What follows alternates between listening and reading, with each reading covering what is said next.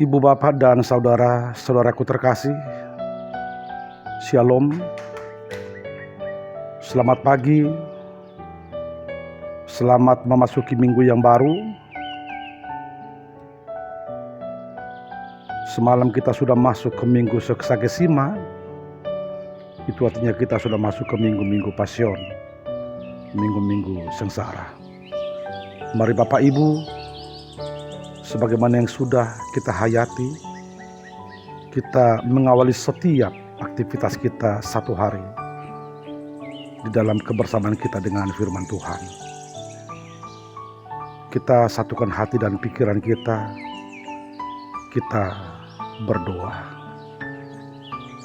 Damai sejahtera Allah yang melampaui segala akal dan pikiran manusia, itulah kiranya yang menguasai hati dan pikiranmu di dalam Yesus Kristus. Amin.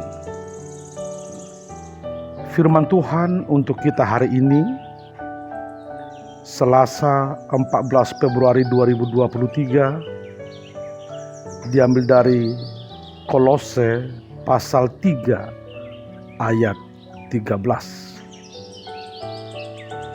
Masih pauniunian ma jala masih sadu samahamu jupa marpakurangi nasada dopak donganna songon panesani Kristus dihamu songonima nang hamu.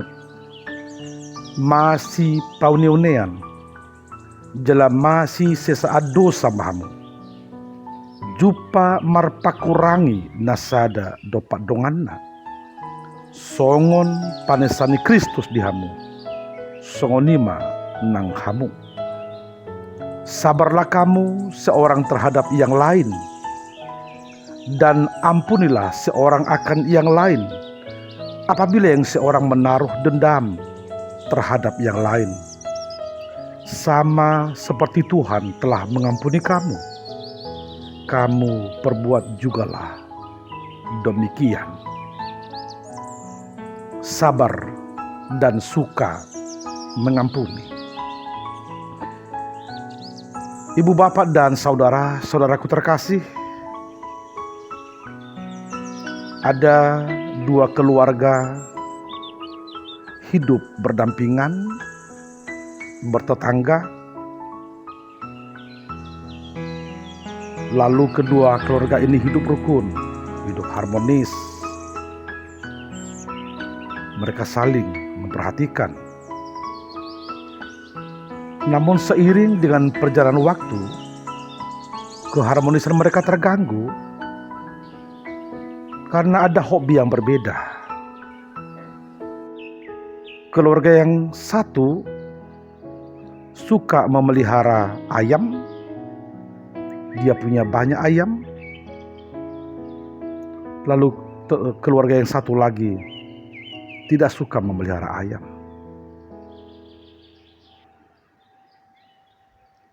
Keluarga yang punya ayam ini begitu menikmati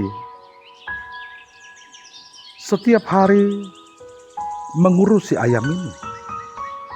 Pagi dikeluarkan dari kandang, sore masuk sendiri ke dalam kandang. Seperti itulah setiap hari. Ayam dari keluarga yang punya ayam ini tentu sepanjang hari berkeliaran, hingga sering sampai ke teras rumah dari keluarga yang tidak punya ayam ini, dan kadang juga sampai masuk ke rumah. Dan kadang juga ayam ini mengotori teras dari keluarga yang tidak punya ayam ini.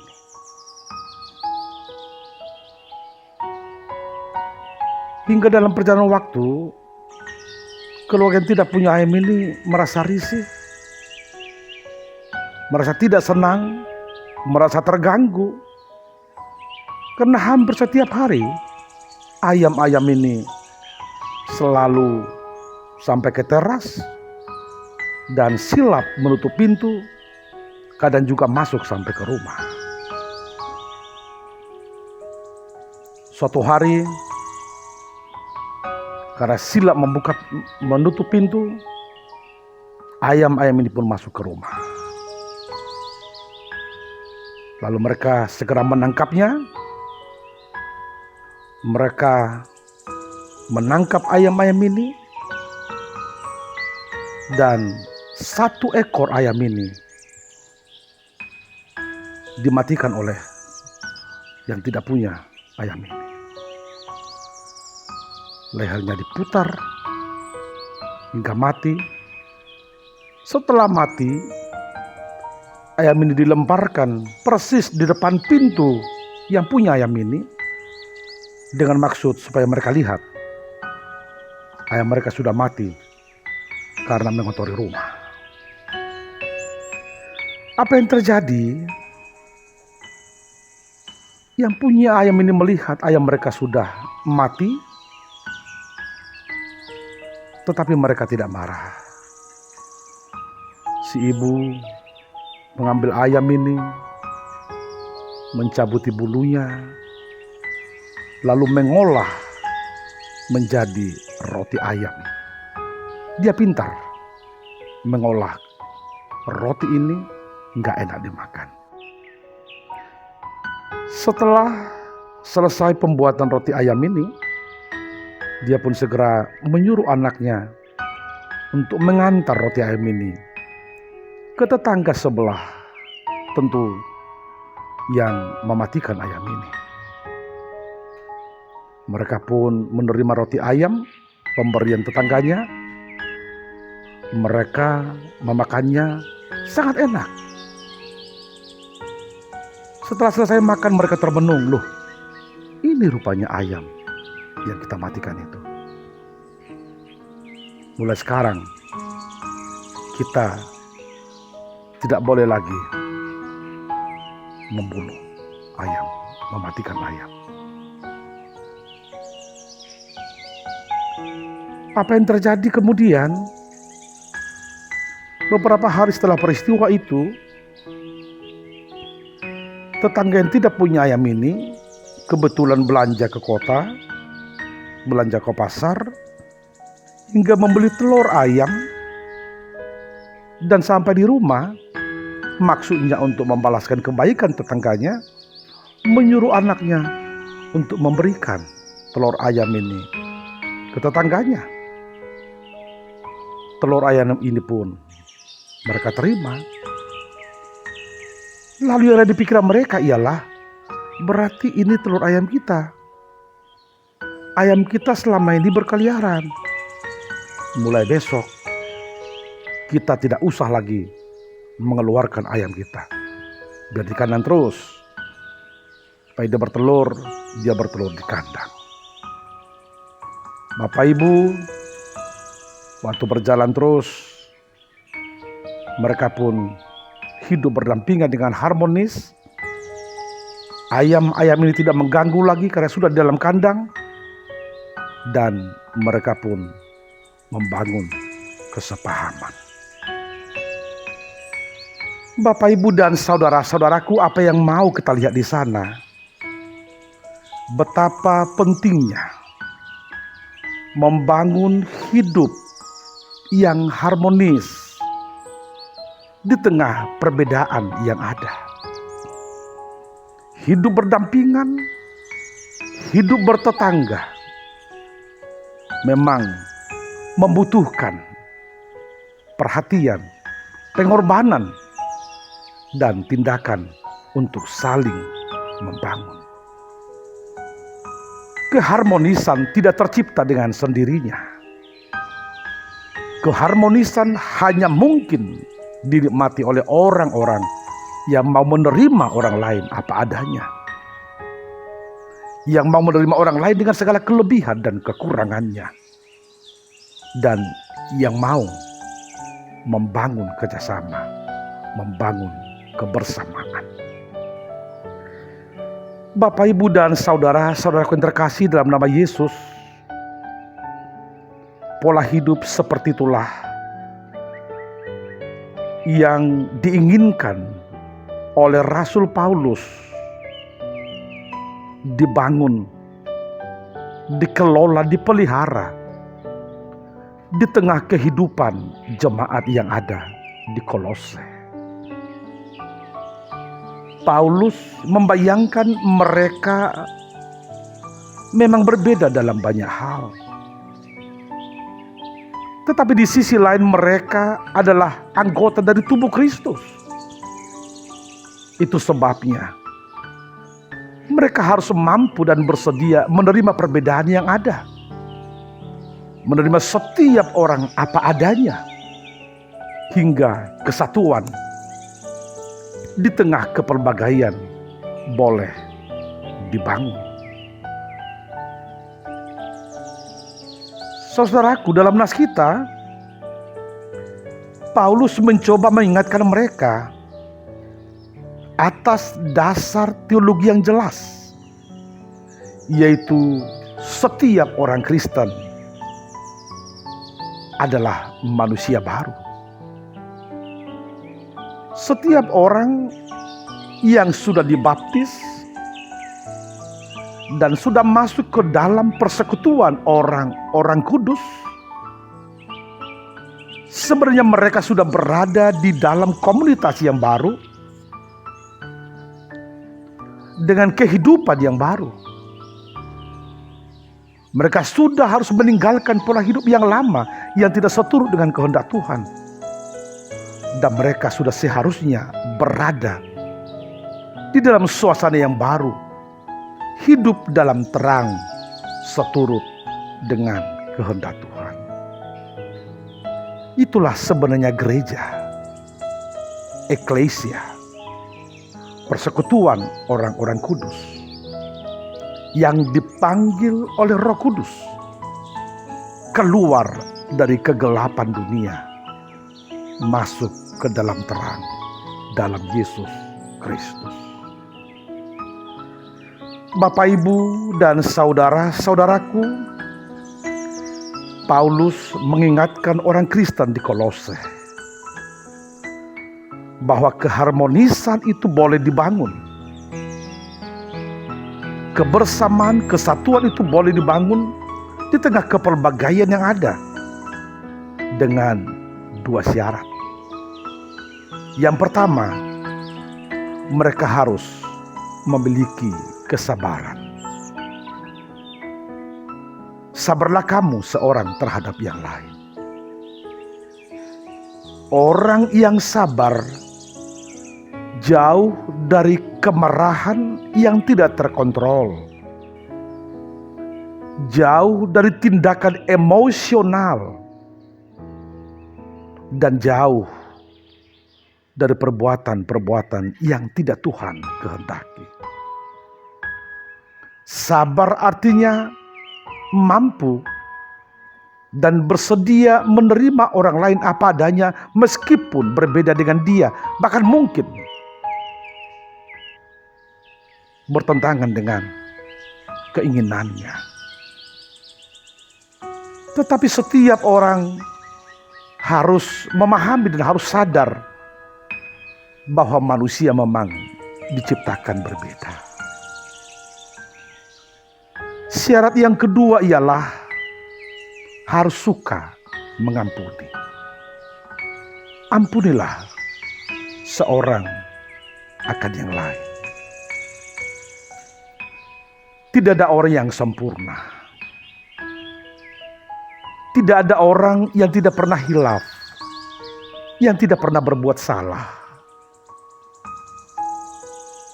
Itu sebabnya dibutuhkan kesediaan, kemampuan untuk saling mengampuni ketika orang lain berbuat salah, ketika orang lain berbuat hilaf. Orang yang suka mengampuni, maka hidupnya jauh dari dendam. Dan untuk melakukan ini, Yesus menjadi teladan. Tuhan telah mengampuni kamu. Kamu perbuat jugalah demikian. Bapak, Ibu, dan saudara-saudaraku, nas ini tentu sangat relevan kita hadirkan ulang di tengah kehidupan kita, secara khusus di minggu-minggu pasion, minggu-minggu sengsara yang sedang kita jalani.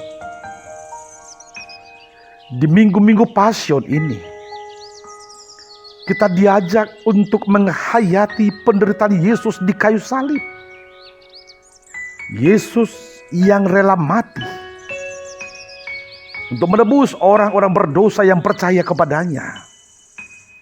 Yesus yang sabar. Yesus yang mau mengampuni orang berdosa. Menjadi jalan keselamatan bagi orang yang mau menerimanya.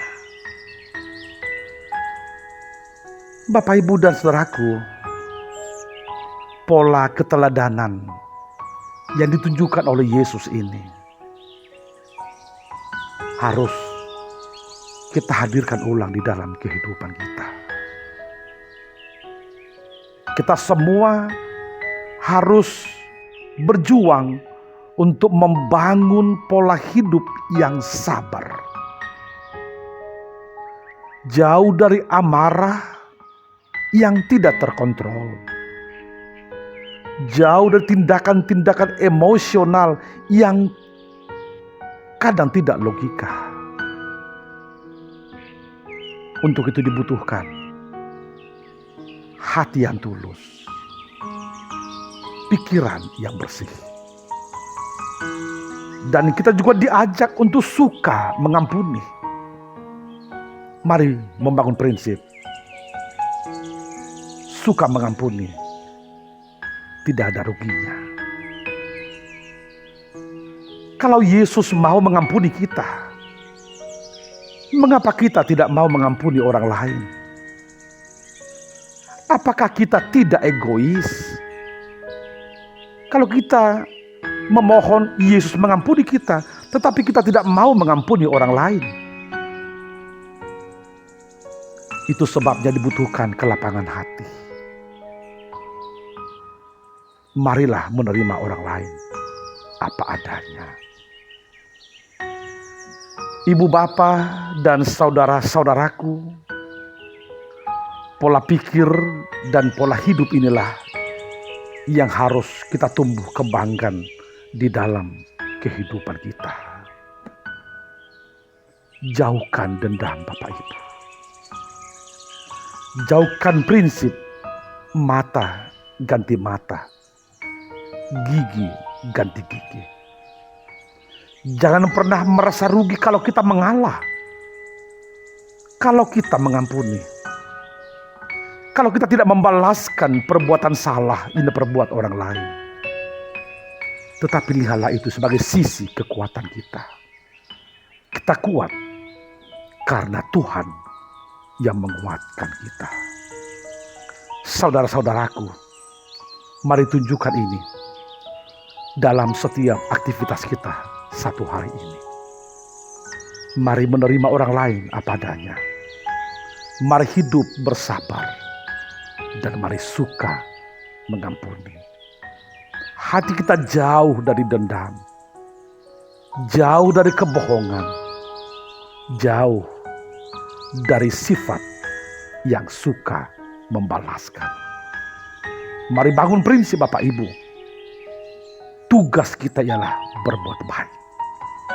Kita tidak punya hak sedikit pun untuk membalaskan apa yang diperbuat orang lain terhadap kita. Itu hak Tuhan. Karenanya, dengan segala kerendahan hati, dengan hati yang tulus dan pikiran yang jernih, mari mohon kekuatan yang daripada Tuhan. Agar kita semua menjadi manusia yang baru, yang sudah harus meninggalkan pola hidup yang lama, dan kita hidup di dalam terang, di dalam kasih, di dalam kebersamaan kita dengan Yesus, Juru Selamat kita. Selamat menikmati minggu-minggu Pasion. Selamat menjalani dan menghayati penderitaan Yesus dalam kehidupan kita. Dan selamat beraktivitas. Tuhan memberkati. Amin, kita berdoa. Sungguh Tuhan, kami bersukacita pagi ini. Kami telah Engkau hantarkan ke dalam minggu yang baru. Satu minggu kami telah menjalani minggu-minggu Pasion. Dan kini kami masuk ke minggu yang kedua. Terima kasih Tuhan. Biarlah dalam setiap langkah perjalanan hidup kami menghayati penderitaan-Mu. Hingga tidak ada yang merasa lelah. Tidak ada yang merasa tawar hati ketika kami harus menghadapi penderitaan demi penderitaan. Terima kasih Tuhan atas firman-Mu. Kami diingatkan bahwa kami adalah manusia baru yang harus memiliki kesabaran, yang harus suka mengampuni. Tolong kami Tuhan melakukan ini. Kami sadar, kami tahu, kami tidak akan mampu melakukan ini kalau kami hanya mengandalkan keakuan kami, mengandalkan kekuatan kami.